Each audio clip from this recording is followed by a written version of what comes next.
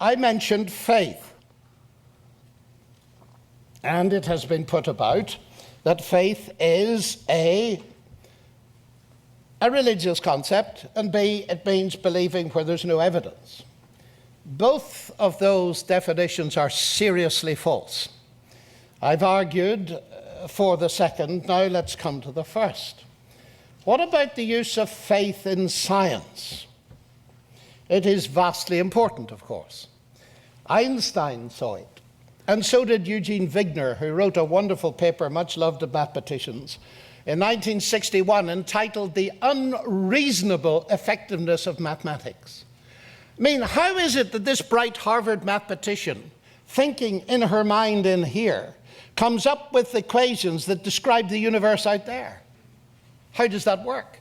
And it led Einstein to say the only incomprehensible thing about the universe is that it's comprehensible. Now, we do science with our mind. And what I want you to think about now is not the philosophy of science, but the fact that we can do it. Because to me, one of the greatest evidence is that nature is not all that exists, is the fact that we can do science. Now let me try and proceed with the argument. It starts with Darwin and something he wrote. Let me read it to you. With me the horrid doubt always arises whether the convictions of man's mind, which has been developed from the mind of lower animals, are of any value or at all trustworthy. Would anyone trust in the convictions of a monkey's mind if there are any convictions in such a mind? Now, that particular statement is being subjected at the moment to an immense amount of philosophical analysis in the light of the way in which science is going. Because you see, many people hold that the driving force of the natural processes that eventually produced our human cognitive faculties were not primarily concerned with truth at all, but with survival. And we all know what has generally happened and still happens to truth when individuals or commercial enterprises or nations, motivated by what Dawkins calls their selfish genes, feel themselves threatened in the struggle for survival.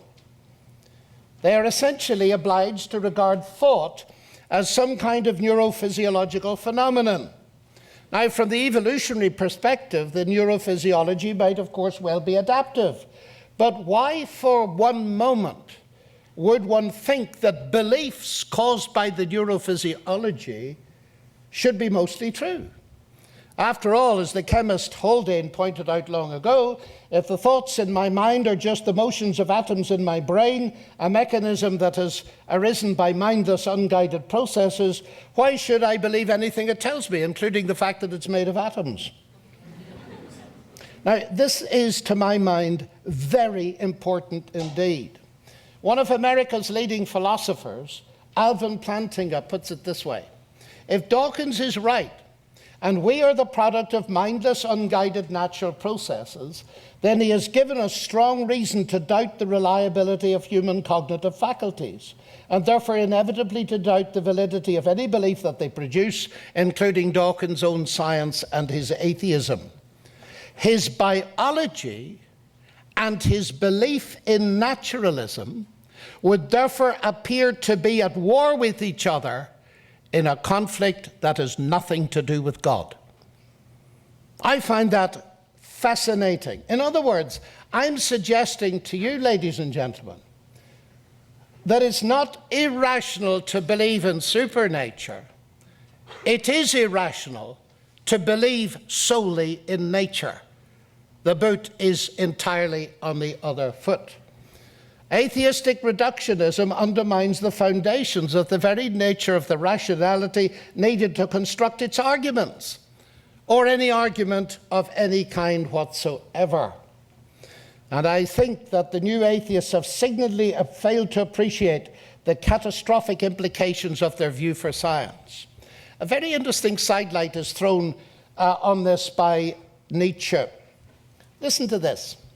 Only if we assume a God, this is Nietzsche, only if we assume a God who is morally our like, can truth and the search for truth be at all something meaningful and promising of success.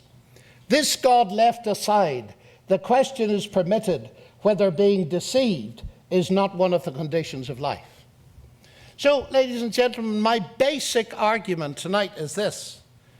It is a scientific argument in that sense. I believe science makes sense as something we can do. And for that reason, I reject a naturalism that undermines the foundations of the rationality I need to do my science. On the other hand, biblical theism, which I espouse, is completely coherent in its explanation why the universe is rationally intelligible, because it teaches me that the universe out there and the mind in here are ultimately traceable to the same intelligent God. Naturalism, I submit, is incapable of explaining itself. So that rational explanation has a legitimate claim to universality, but natural explanation does not. For more information about the Veritas Forum, including additional recordings and a calendar of upcoming events, please visit our website at veritas.org.